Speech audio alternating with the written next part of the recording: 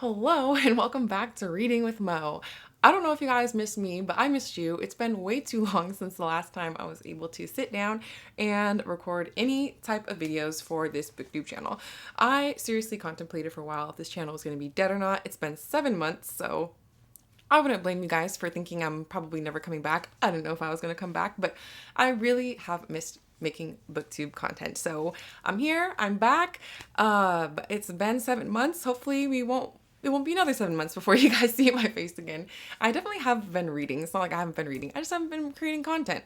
Maybe I'll go more into it. Maybe not in another video. But for now, I came here because before I start releasing new content for this year, I want to go ahead and at least put closure and wrap up the rest of my reading of 2023. So the last month I even made a wrap up, I think was in May. So it's been a while. I'm a little bit rusty, but I wanted to first drop some of my reading stats for what I was able to accomplish in the month, in the year of 2023. And then also, after we look at some of the numbers, which I don't really have a lot because I'm not really the best at keeping track of all of that kind of stuff, I then want to go ahead and talk about, it's going to be very briefly and quickly, the last books that I read in pretty much the second half of last year, which were quite a few. So let's just get straight into it and not waste any time. So every year I set my Goodreads goal of how many books I want to read at 100. And with the exception, I think maybe of 1 year, I haven't hit that goal. So I actually hit this goal last year. I was able to finish 107 books. I count 107 even though I technically didn't finish all 107. I had 8 DNFs last year, which we will get into, not in this video, but in another upcoming video, we will be talking about those. My whole average reading, or my whole reading, they counted as 37,111 pages. So, I mean, that's not exactly accurate because, like I said, I did have 8 books that I didn't complete. I got at least like 25 to 50% into them before I set them down. There's also a whole bunch of other books I started and I just haven't finished. They're in a stack behind me, probably about like 8 books at least. So I've probably actually read that many pages. The average length of the books that I read, page count, was 346 pages, which I think is okay. I don't really know what to compare that to. My average rating was 3.4, which is down a small amount from my previous year, 2022, which was 3.5, which, even though it's only like a point decimal away from what it was in 2022, I do feel like I have noticed a little bit last year. Like, I read so many books, and spoiler alert, like for another video that's going to be coming up, I only had 3 books last year that I gave 5-star ratings to. So coming up with the list of my best books of 2023, I had to dig into my high 4-star rating books because I definitely didn't have 10 5-star books to share with you guys, but I still definitely wanted to share the ones I did enjoy. Just because a book didn't get 5 stars, because I'm very picky and I don't give out 5 stars very easily, so it's not surprising. I just didn't really have that many last year. Of the 107 books I got to last year, 61 of them were 2023 releases, which is a little more than half of my reading is books from the year that they were released. So that's pretty good. That's kind of about what I would like it to be. I do like to keep up with a lot of new releases and try stuff as they come out and see if, they're worth my time or not. I think going into 2024, I'm going to kind of want to keep it around that same amount. I do enjoy reading new releases, and the main reason why I'm able to read so many new releases, because I'm definitely not purchasing all of these, is that I heavily make use of my Libby app and audiobooks. If I did not have audiobooks, how many books I would have read last year? Would it be at least at a minimum half of what I read? So, yeah, audiobooks and Libby are what are able to, for me to be able to get to as many books as I do. Even though some people want to say audiobooks aren't real reading, which I have had this argument with, and I'm over it, we're just going to leave it at that. And last little channel-related reading stat-ish, kind of stat, from last year was I ended the year with about 8,500-ish subscribers, which is pretty cool because I didn't post anything the whole last half of the year. So that's it for the reading stats. Before I get into the wrap up, I'm sure if I like imported all of the data into Storygraph, I can get some more stats on like genres and things like that. But I'm kind of like ready to wrap up the year. I'm not too pressed about numbers when it comes to that kind of stuff. I'm just ready to move into my reading. But like I said, this is what I need to mentally do first, is review the rest of the books I haven't talked to you guys about before I get into the new stuff, new year. So like I said, I haven't talked about anything I read from June through December. That was a lot of books. But June, I had a really good reading month. When we get to September, something has happened that has not happened to me in years. I honestly couldn't tell you the last time this happened, but you have to wait until we get to talking about September. Altogether, I have 42 books to talk to you guys about. So, for time's sake, we're going to go through these, and we're going to go through them very quickly because 2 reasons. I don't want to be on here for hours. I don't think anybody wants to watch a video of me talking for hours and hours and hours about 40 different books in depth. And also, some of these books I haven't read in a long time. So, the books I read back in June are just not going to be as fresh in my memory as, say, the stuff I just finished reading last month in December. It's just how my brain works and how it's going to be. So let's get into them. All the books I read in the last 7 months. So let's start off with June. June was my month that I read the most books in. Everything after that significantly drops. I think if I count right, there were 14 books that I got to at least at some point in the month, even if I maybe didn't finish it. 14 books to talk about for June. So first we have The Covenant of Water by Abraham Verghese. I gave this one 4 stars. This book I remember was a chunky one and I really enjoyed it. It's one of those really beautifully told epic stories, and it takes place in South India, and we're following a multi-generational story following this one family where in every generation there's one person that dies by drowning. And so we see how kind of that affects their family throughout the generations. And this was a really good literary fiction novel. Definitely one I would recommend. And we have The Book That Wouldn't Burn by Mark Lawrence. This is the first book in a new series called The Library Trilogy. And I enjoyed this book. I'm definitely going to need to reread it before I continue on. I'm probably going to wait until the whole series is out before I decide to pick this one back up, because I did really enjoy the book. And I think part of me knew I really enjoyed it. So I don't know, it was weird at the time. I gave this a 4-star rating. Maybe I could give it higher if I read it again, because I listened to it on audiobook, and I think part of me checked out, not because it wasn't interesting, but because like I liked the book so much. I was like, I maybe don't want to read this book on audiobook. Like I want to read it physically. Just a really fun, I think this is adult, if I remember right, adult fantasy book. I definitely want to be rereading this in the future. Like I said, I'm not sure when the other 2 books come out. It looks like the sequel is coming out April this year, so I would assume the conclusion will be coming out about that time next year. So next year I'll probably binge read this whole series back to back. Then we have a nonfiction book called A Darker Wilderness, Black Nature, Writing from Soil to Stars, and this is edited by Aaron Sharkey, but there's a whole bunch of authors on here who are doing nonfiction nature essays. And this book really got me into wanting to pick up more nonfiction books on nature writing.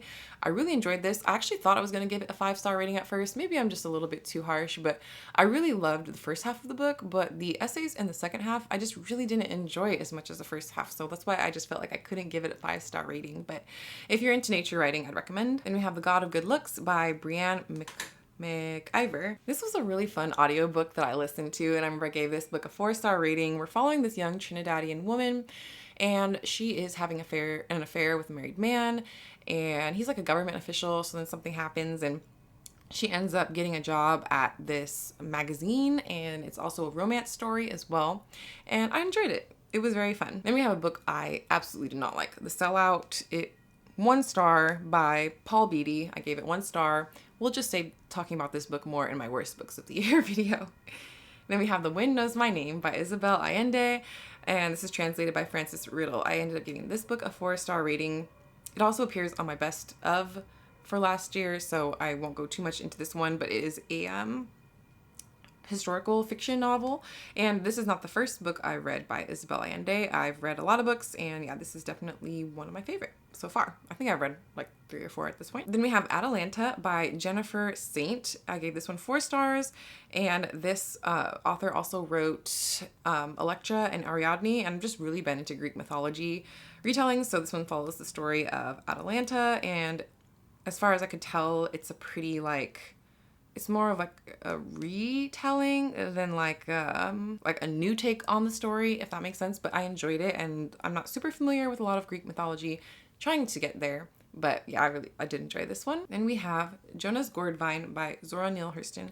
I give this one 4-star rating. With her writing, she writes in the dialect of how the person speaking would sound at that time. So it kind of, because I'm not used to it, makes it a little bit harder for me to read some of her books. This was Zora's first novel, and it tells the whole life story of John Buddy Pearson, who I think he grew up like on like if I'm remembering right, like maybe his parents like sharecroppers or something. I could be remembering this wrong, but then he like goes on to be involved in the church. And we have Once More with Feeling by Alyssa Sussman. I gave this book a 3-star rating. I read previously the author's other book, Funny You Should Ask. This is just one of those books that are like super easy to listen to on audiobook, and I just find them entertaining, but don't really get a lot out of them. I can't like highly recommend them or anything. They're easy to listen to though, and they're kind of a little bit more, I guess, for me at least, I would say, like on the guilty pleasure side. This book is a second chance romance. Like one was a pop star and one was like in a boy band or something. And romance books are just never going to be like my favorite genre, but here and there I like to sprinkle them into my reading, I guess, a little bit more than I used to. Then we have a book I didn't finish, which was Madalena and the Dark by Julia Fine. I didn't end up reading this one since I didn't finish it. I don't remember how far I got into it. It was a historical fiction book. It just was kind of boring to me. So I don't even remember how far I got into this one, but it just wasn't for me. Next we have The Quiet Tenant by Clemence McCallan. This one is a psychological thriller, and it's following the perspective of a serial killer, but it's not his perspective. We're following 3 other ones. We're following like his daughter, his girlfriend, and the one victim that he spared. This was a fun, interesting to listen to psychological thriller. I gave this one, like I said before, 4 stars. It is kind of similar. It reminded me a little bit of Notes on an Execution that I gave 5 stars to the previous year. I just think it did it a little bit better. I preferred that book, but if you like Notes on an Execution, then you might like this one. Then we have Innards, which is a short story collection that I did not finish. I DNF'd this one at about like a quarter of the way in. I just wasn't really feeling these short stories, so I didn't want to push through it. Then we have The Only One Left by Riley Sager. I gave this one a 4-star rating. Riley Sager's books, like I never love them, but they're always like, to me, I don't think they're the best books, but they're interesting to listen to, and they keep my attention the whole time as far as audiobooks go, so that's always a win for me. I'll probably continue to keep picking up Riley Sager books. This one is like a Lizzie Borden inspired story. Then we have another mystery, which is 0 Days by Ruth Ware. Ruth Ware is another author that I typically tend to pick up all of her books. I never usually love them, but they're in similar vein to Riley Sager's to me. I gave this one a 3-star rating. In this thriller, it's following the story of a woman who's trying to clear her name and find her husband's murderer. I remember this was very different. Like it was almost kind of like supposed to be kind of action-y, I guess. I don't know. This one just didn't really hit for me like how I wanted to, but even reading the description, I was kind of like iffy going into it. And we have another nonfiction book, The Time Traveler's Guide to Regency Britain, a handbook for visitors to 1789 to 1830. So this was book number 4 in the Time Traveler's Guide series. You don't have to read them in order or anything. Each one follows a different time period. I gave this book a 4-star rating, but honestly, probably if I were to reread it again, I could maybe give it a higher rating. I was reading this in preparation for a trip that I had planned last year, which when I was going to Europe, and I'm just really, really right now in my era of reading and consuming literature and media related to Georgian England. I'm just like for it right now, and I would say mix like Georgian and Victorian England, and I'm just accepting it, and I'm just living in it and enjoying it, and I love fiction and nonfiction set around this time period. So yeah, this is a book I would definitely pick up again. I definitely want to get the rest of the books that are part of this series too. I haven't gotten to them yet. So now on to the books I read in July, which in July I got to 7 books. In July, I did go on a trip to New Orleans, so that did take up a big chunk of my time. So that's kind of like as I travel, I tend not to read as much, as you will definitely see in the continuing months as the rest of the 2023 months go on. But yeah, I remember starting Happiness Falls, I think either on the way to or back from New Orleans on 4th of July weekend. And I enjoyed it. I really did.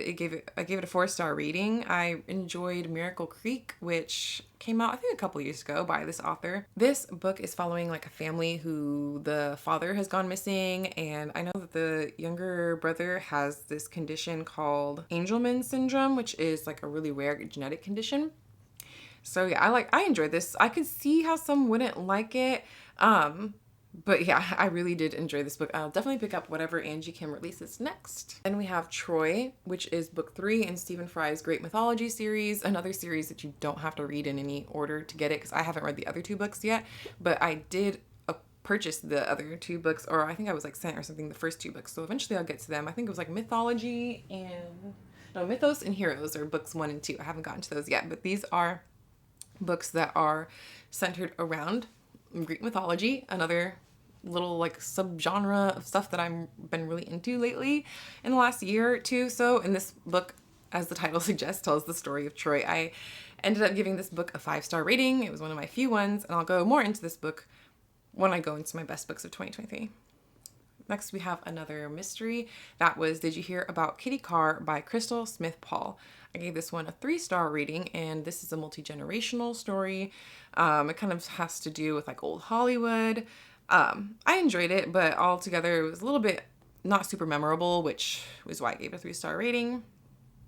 But definitely worth the listen. And then the only book that was a reread from last year, which I definitely am going to try to reread more books this year, is Pride and Prejudice. I read this book, I think this is the 3rd time I've read this book now, and I gave this one a 4-star rating. I think I actually bumped it up from, I might have had a 3-star rating on it before, but this reread, I gave it a 4-star rating.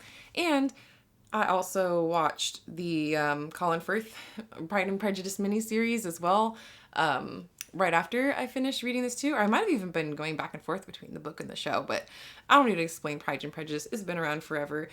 Yeah, 4-star rating for me. Jane Austen, well, it was July, so I was trying to read a lot of also stuff because it was Jane Austen July around that whole period of time. Then on the flip side, I read a book called Longbourn by Joe Baker, which is inspired by Pride and Prejudice. So instead of following the main family, we are following the story from the perspective of the servants. I ended up giving this a 4-star rating.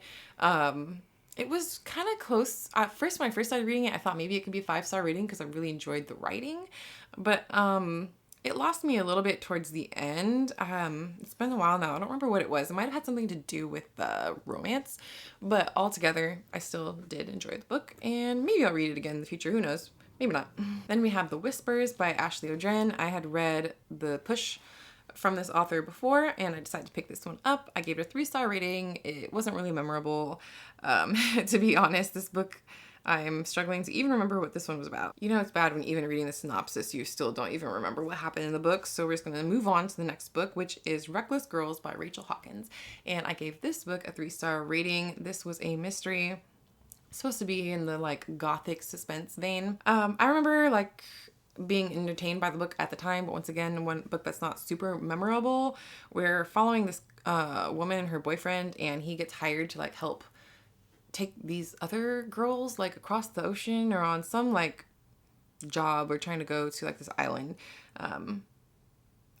I vaguely remember the ending on this one, but still, it was okay. Another book along similar veins is The Guest Room by Tasha Silva, another mystery that I ended up giving a 3-star rating to. This book had something to do with like our main character. She's like really nosy, and she has a roommate, or like she rents out a room in her apartment or something, and she's very nosy and like snoops in their stuff. And I guess she had a sister that died, and then she gets a new guy that's moving in, and she finds his diary, and it kind of like sparks something because it seems like he's obsessed with someone. She's trying to figure out who he's talking about. Okay, so now onto the books I got to in August, which this is where we definitely see a bigger dip down. I finished 3 books in the month of August. I was definitely planning for a trip that I was going on to Europe in September, so I did 3 audiobooks that month, and that was all I had time for. So the first one was The Essex Serpent by Sarah Perry. I gave this one a 4-star rating. I was really looking forward to watching the adaptation on Apple TV. and I still haven't watched it. I think I'm still on episode like 1. I need to get back to watching that. But I did enjoy the book. I gave this a 4-star rating. I enjoyed it more than the other book I read by Sarah Perry, which I think was called Melmoth. This one is another like historical fiction. It kind of has to do with the Essex serpent myth, or that our main character Cora, she is into like exploring scientific things. So she's trying to chase this myth of this, or supposedly sighted serpent. And I guess it's inspired by true events, which I didn't realize. Then we have another mystery, and this one was A Twisted Love Story by Samantha Downing. I gave this book a 4-star rating. I remember as I was reading this book thinking it was a little bit ridiculous and over the top, but for some reason I liked it. And we're following this toxic couple, and just it's very unrealistic, but it was very interesting. And they basically have this secret that also like kind of unites them, and they're just so toxic that it's ridiculous, and it's like it's like a car accident you can't look away from. So I gave this one a 4-star rating. Then we have How Can I Help You by Laura Sims. I gave this one a 3-star rating. This one was a mystery book set around a library. I remember thinking and hoping I was gonna like it a little bit more than I did. I definitely don't regret reading it. I gave it a 3-star rating, but it wasn't anything that like blew me away. It had something to do with like a mystery involving librarians, so I was like, that should be so interesting. But it was okay. So those were the 3 books I finished in the month of August. Now in the month of September, like I had previously mentioned, something happened that has not happened to me since I don't even know when. I did not finish a single book in September. I started maybe a couple books, but did not finish any books in September. And like I said, that's pretty crazy to me because I have not had that happen to me in years. Couldn't tell you the last time. But I mean, it was a good reason. I was traveling. I think I left like around September 11th to Europe. I was there for 3 weeks. I thought I was going to get more like reading done when I was there, as far as like listening to audiobooks when I was traveling, and just like, reading a book at the end of the night when I get home. But no, that did not happen. I was always so tired that I was so much on the go. I didn't prioritize reading, and I bought a lot of books when I was traveling. That wasn't a problem. But as far as finishing books, I did not finish anything in September, and I didn't come back until I think like October 4th. So in October, I did read a good amount of books. I finished 1, 2, 3, 4, 5, 6, 7, 8 books in October, which is a decent amount. But yeah, September, not a single one. Then we have Angel of Greenwood by Randy Pink. I gave this one 4-star rating. This is a young adult historical fiction novel, and it's set around the what was it called? The Greenwood Massacre that happened in 1921 in Tulsa, Oklahoma, which was also known as Black Wall Street. And we're following 2 teenagers as this is all happening. I really enjoyed it, and I did not read much YA at all last year. This might have been the only one, but I'm glad I picked it up because I did enjoy it, and it had been sitting on my shelves for a while. Then we have Sisters by Daisy Johnson. I gave this one a 4-star rating. This book was more on the literary side, but it did have like a little bit of elements of mystery thriller to it. This one had definitely an interesting twist to it. We're following 2 sisters. One's named July and one was September, and they're only like 10 months apart. And we're following like the intense dramatic relationship between them. I think something happened and they had to like move to another house in another school because of like some bullying that happened when they were in school. And we have Dangerous Ages by Rose Macaulay. I gave this one a 4-star rating. This was an interesting book. We're following 3 generations of the same family who all live in the same house. We have Neville, who it's her 43rd birthday at the start of the book. And then there's her mom, who's in her 60s, and then her sister Nan. And it's kind of just looking at where they each are at as women at that period of time in their lives. And it was really interesting. I wouldn't necessarily feel like this book is gonna appeal to everybody, but I don't regret reading it. I enjoyed it. Then we have Atonement by Ian McEwan, another book that's been sitting on my shelves way too long. I have a really beautiful Folio Society edition of this book, so I had to get to it. And it did take me a little while to read through. I did enjoy it, but it just wasn't a book that really lends itself to like flying through, at least for me. I gave it a 4-star rating though. I did enjoy it. We're following a story of a family in the 30s. And like, I just went into the book not really knowing anything. So I kind of didn't have any expectations or know what to expect to come. And so when like the major plot point happens, like I didn't see that coming because I didn't know what the book was about. But we're following them in this one summer and everything kind of seems okay. But then there's this event that happens that kind of like flips the whole family around.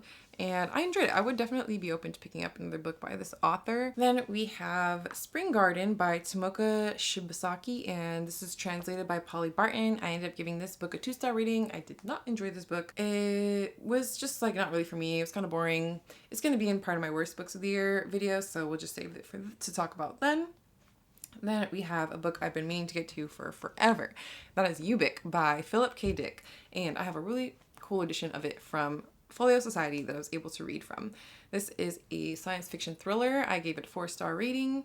I definitely want to read more science fiction. This is very like similar but also different from other science fiction books I've read before. Not like I've read like so many, but like I haven't read a lot of like classic science fiction, I guess you could say. I have read Do Androids Dream of Electric Sheep by the same author, and I just wanted to pick up something else. I really do like the writing style. I thought the storyline was very interesting, kind of like around tech, but also just it touches on so many topics like religion, pharmaceuticals, and all kinds of stuff. Like way too much to explain in about 2 seconds to you guys, but I did enjoy that book. Then we have a book I really enjoyed, which was The Man Who Lived Underground by Richard Wright. I gave this book a 4-star rating, and I think this is another book where I like thought in the beginning I was like maybe I'm gonna give this book a 5-star rating, but somewhere in the mix, it just didn't end on a 5-star rating for me. So I gave this a 4. But also I feel like if I reread it again, I could maybe give it a 5. I love Richard Wright's writing, so I already knew I was going to love this book. And we're following story. It takes place in the 40s, I believe. And it's like one of his previously unpublished novels. We're following a black man who's picked up randomly by the police after a brutal murder in a Chicago neighborhood and taken to the precinct, where he signs a confession and then he escapes. And he like is down in the sewers of Chicago, and it was just such an interestingly told story. I actually can't wait to reread this one again in the future. Next, we are in the books that I've read in the month of November, which were 5 books I read in November. The first was Book of Night, the first book in the series Book of Night by Holly Black. I gave it a 3-star rating. This was a book a little bit out of my comfort zone, not really something I would have probably picked up on my own. It's urban fantasy, but I believe I received this in like a Book of the Month box or something. So I decided to try it out. I listened to the audiobook. It was interesting enough. It had something to do with like shadows and people being able to like steal each other's shadows or like make them fight or stuff. I don't remember exactly. It was interesting enough to read, but I don't think I'm going to continue on with the series, but I am glad that I tried it out. And I know like for a minute I was seeing a lot of people talking about like Holly Black books, so now I know. And then I also listened to the audiobook for another book along the same veins as far as like being from Book of the Month and kind of like a little outside my comfort zone, but decided to try it and see. And that was Darling Girl by Liz Michalski. This was another fantasy book. It's a retelling of Peter Pan, and I thought it was okay.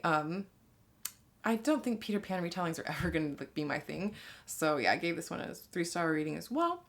Then I read a classic, which was a children's classic, The Jungle Book by Rudyard Kipling, and I got to read this really cute edition I purchased from Mina Lima, and I gave this book a 4-star rating. It's not just the Jungle Book, it's like a whole collection of fables. The interesting thing about this book is the first time I actually read a book in its entirety out loud. So my boyfriend, who we are long distance, asked me to read him stories sometimes at night or read to him to help him fall asleep, and so I ended up over like a few nights reading him The Jungle Book, which is really random. And now I think we're reading The Little Mermaid and like a collection of Hans Christian Andersen fairy tales, so that's pretty funny. Not something I expected to ever do, but it's cool. Then we have Moll Flanders by Daniel Defoe. I gave this book a 3-star rating. This is another book that started off with like a 5-star rating in the beginning. I was like, yeah, I love the writing, the story's really interesting, but then it lost me somewhere in the middle. And there's actually a movie adaptation of this that I need to watch. I don't think it's like a strict adaptation. It's kind of like loosely based on the book, but we're following the story of Moll Flanders, who like she goes through everything. She like was a pickpocket, she was a prostitute, or it just sounds like it should be such an interesting story, but she like went to jail. She ended up like marrying like so many different people. It was such an interesting story that like talking about it, I'm like, why didn't I give it more than a 3-star rating? Maybe it's a book I could revisit in the future, but just the fact that I gave it 3 stars the first time I read it means I probably am not going to ever reread it again. Then another book I read that was out of my comfort zone was Part of Your World by Abby Jimenez. I gave this book a 4-star rating. This was a book I would not have picked up if I had not been sent it by Book of the Month. And I'm glad I read it. I listened to it, though, actually on audiobook. This is a romance book, which like I said, I don't reach for romance books a lot. I don't have anything personally against them. I just don't usually find myself enjoying them too much. Our 2 love interests are definitely opposites from each other. She's like a city girl. He's this small town guy. Pretty cliche there, but then they do have an age gap. He's like 10 years younger than her, so she thinks like, this is never gonna work. And there's just a lot of funny things that happen, hijinks that happen. I enjoyed it. If you like romance, then I would recommend this to you. Finally, into the books I read in the month of December. 1, 2, 3, 4. There were 5 books that I finished in the month of December. Then we have Attachments by Rainbow Rowell, which I gave a 3-star rating to. I thought this one was okay. This one is another book that could be put, I guess, in the romance genre, but I don't know. Some parts of it made me just kind of uncomfortable. So we're following a guy who basically has access to these, I don't know if he was like an HR or something, but he has access to the employees of this, I believe it's like a magazine, their emails. This is taking place, I think, in like the early 2000s or something. And he's monitoring emails and stuff. And through monitoring the emails, he follows the correspondence of one of the employees. And he gets to know them through their emails back and forth of these 2 employees. And he ends up like having feelings for one of them. I don't know. It was kind of weird. I don't know if I was fully comfortable with the ethicalness of that happening, but it was interesting, I guess. Then we have The Last Beekeeper by Julie Carrick Dalton. I gave this book a 3-star rating. This was a book that I think was sent to me from, I don't remember where. It sounded kind of interesting, so I decided to pick it up. This book has to do with like bees have disappeared from the world, and our main character has something to possibly have done with that. Overall, I think I may give it more of like a 3.5 rating. It was interesting enough, but I wasn't like so crazy about it. Then we have Early Morning Riser by Katherine Heine, another book that's been sitting on my shelves for way too long. I ended up giving this one a 3-star rating. Very unforgettable, even though I read it last month. This was another romance book. I don't know what was up with me, but I was just reading a lot of contemporary romances, I guess, but this one was just very unforgettable to me. I don't even remember what happened in this one. Oh yeah, I remember I was just like, about this book. It was like our main character, she's like into this guy, but in this town, he's like dated like or slept with everybody in this town pretty much at this point. So she sees his exes everywhere she goes, which is kind of weird. And then he's like really close with his ex-wife. And there's this car crash that happens that sets off a lot of like effects in their life. And I did like though how it kind of like jumped forward in time. Like we've seen a good amount period of time with them. But overall, it's just okay. It's not a book I'd really recommend. So there's one book that I forgot to mention, and that is The Cartographers by Amy Zhang. And that's because I forgot to log it on Goodreads. So I lied to you guys. I actually read 108 books last year. I ended up giving this book like a 3-star rating. It's kind of like following the story of this girl who's 17 and she's like deferred college for a year and is moving to New York City. And she ends up meeting this boy while there's like a blackout in the city, and it kind of just changes her trajectory of life. And this one was okay, not super memorable. And then last but not least, the last book I finished on the very last day within the very like last hours of 2023. And the book that I'm probably the most proud of having read last year, just because of how long it was The Strangest Family. This is a nonfiction book. No, actually, I'll just grab the book so you can see how chunky it is, so you can appreciate fully with me the amount of work that went into reading this book. So this is The Strangest Family by Janice Hadlow. This nonfiction book is about the private lives of George III, Queen Charlotte, and the Hanoverians. I am, after watching Queen Charlotte, just needing to know more about the true story of this family. I've seen so many pictures and paintings and portraits of them in museums when I was in Europe, and I just really wanted to know, especially after watching the show, more about like the true story behind the family. And it was so interesting. Like every single person in their family could have, I wish, had a show about them. Like Charlotte's daughters and stuff each for sure deserve a whole show. This book makes me realize like being a princess back then sucked. Like I would never want to switch places with any of the people in this book, but I really enjoyed it. You can tell it was researched so well. The author took 10 years to write this book. I'm not going to talk about it too much actually, because this book is going in my best of the year video. So just know I gave this book 5 stars, and I'm really glad that I finished this chunky book, which was like 600 something pages, but it was definitely well worth the time and effort that I put into reading it. So that's my 2023 wrapped. 108 books is crazy. I'm glad, even despite having read so little during some of those last months of the year, I was able to hit my reading goals. So let me know how your guys' reading year went for 2023. Did it go as you expected? Was it good, bad, ugly? Let me know, and thanks for watching. I definitely appreciate all your support as I return back to not even hopefully, I will, as I am returning back to making videos regularly on this channel. I am looking forward to seeing you guys soon. I think the next video that's going to be coming out for you guys is going to be my 2024 reading goals. So keep a lookout for that. Like, comment, subscribe, all that good stuff. And I'll see you guys in the next one. Bye.